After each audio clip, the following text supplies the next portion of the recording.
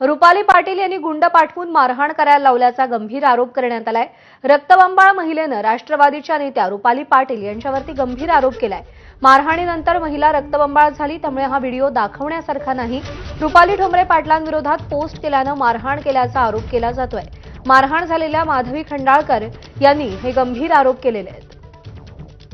रुपाली पाटीलनी केलेलं हे सगळं माझी अवस्था रुपाली पाटील हिने केलेली आहे आणि तिची बहीण प्रिया पाटील तिने त्या कुत्रीला बरोबर पाठवून हे सगळं कारस्थान केलेलं आहे। तुम्ही याची दखल घ्या।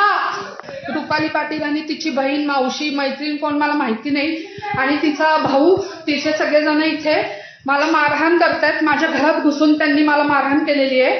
केवळ मी काल एक पोस्ट आणि माझं वैयक्तिक मत एक लोकशाही म्हणून मान्य केलेलं आहे, त्यामुळे लवकरात लवकर हा व्हिडिओ सगळीकडे शेअर केला।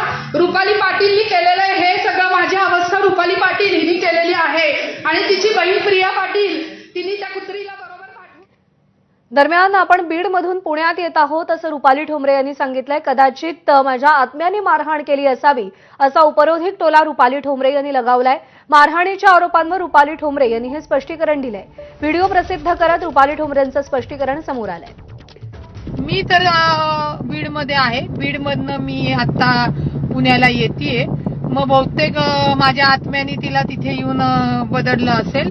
आणि राहिला की कुणी घरातल्यांनी मारले, का मारलेलं आहे, काय वाद झालेला आहे, हा मी कुठलाही तपशील माझ्याकडे आता नाहीये। त्या एवढंच कळलंय की दोन्ही पार्ट्या पोलीस स्टेशनला आहेत आणि त्या दोघंही वाटतं एकमेकांच्या विरोधात तक्रार देतात। आता काय तक्रार देतायत, कशासाठी, काय झालेलं आहे याची मी निश्चित माहिती घेऊन सांगेल। परंतु सगळ्या माध्यमांना, संपूर्ण महाराष्ट्राला, मला माध्यमांना उलट मी म्हणलं अरे तुम्हीच आज बातम्या लावल्यात आणि तुमच्याच बातम्या तुम्ही जर पाहिल्या नसतील आणि मला म्हणताय की ताई तुम्ही कुठं आहात, तर मी बीडमधनं आत्ताशी पुण्याला यायला निघालेली आहे। आणि तिथं काय कुणाचा वाद झालेला आहे, कोण रणधीर आहेत का, कोण खंडाळकर आहेत का, कोण माझ्या घरचे आहेत, तो काय वाद झालाय काय नाहीये त्याची माहिती घेऊन मी पुढे त्याची माहिती घेईल।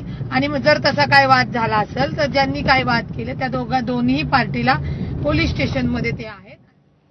दरम्यान मारहाण झालेल्या महिलेनं आता यू टर्न घेतलाय। काही दिवसांपासून वैयक्तिक वाद आमच्यात सुरू होते, हे सगळे वाद आम्ही परिवार समजून मिटवत आहोत, याचं कोणत्याही प्रकारचं राजकारण करू नये असा यू टर्न मारहाण करण्यात आलेल्या माधवी खंडाळकरांनी घेतलाय। नमस्कार, मी माधवी खंडाळकर। आज दिवसभरामध्ये जे काही चाललेलं आहे त्याच्यात कुठलीही राजकीय घडामोडी नव्हती। मी रुपाली पाटील असू दे, प्रिया पाटील असू दे, आम्ही खूप लहानपणापासून एकत्र होतो। काही गैरसमजुतीमधून आणि काही गोष्टींमधनं हे वादविवाद वाढत चालले होते। गेले बरेच वर्ष एकमेकांना आम्ही तोंड सुद्धा दाखवत नव्हतो।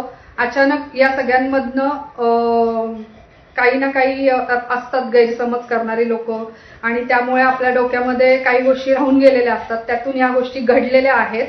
तर ते सगळे वाद आम्ही आता पर्सनली एक परिवार समजून मिटवत आहे। त्यामुळे प्लीज याचं कोणी कुठल्याही प्रकारचं राजकारण करू नये असं मी सगळ्यांना विनंती करते। धन्यवाद।